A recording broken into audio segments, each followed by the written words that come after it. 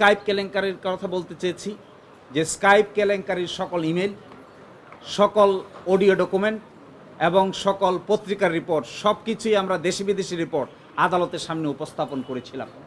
তখনকার দিনের ট্রাইব্যুনাল আমাদেরকে এই সমস্ত বিষয়ের উপর আর্গুমেন্ট করে বলছেন যে এগুলো আদালতের দেখার বিষয় নয়, অথচ এখনও পর্যন্ত সেই ইমেল কমিউনিকেশন, সেই অডিও স্ক্রিপ্ট এবং সেই আন্তর্জাতিক এই রিপোর্ট ইকোনমিক্স থেকে সব জায়গায় রিপোর্ট হয়েছে, এগুলো সবই আমাদের কাছে রক্ষিত আছে।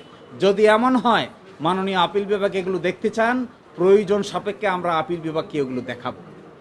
আর দ্বিতীয় কথা আমি বলেছিলাম, সুকরঞ্জন বালিকে আদালতের সামনে থেকে একটি সাদা মাইক্রোবাসে করে আইনজীবীদের সামনে থেকে জোর করে ধরে নিয়ে যাওয়া হয়, তাকে পরে ভারতে পাওয়া যায়, ভারত থেকে তাকে সাজা দেওয়া হয়, সেখান থেকে তিনি বাংলাদেশে এখন বাড়িতে বসবাস করছেন।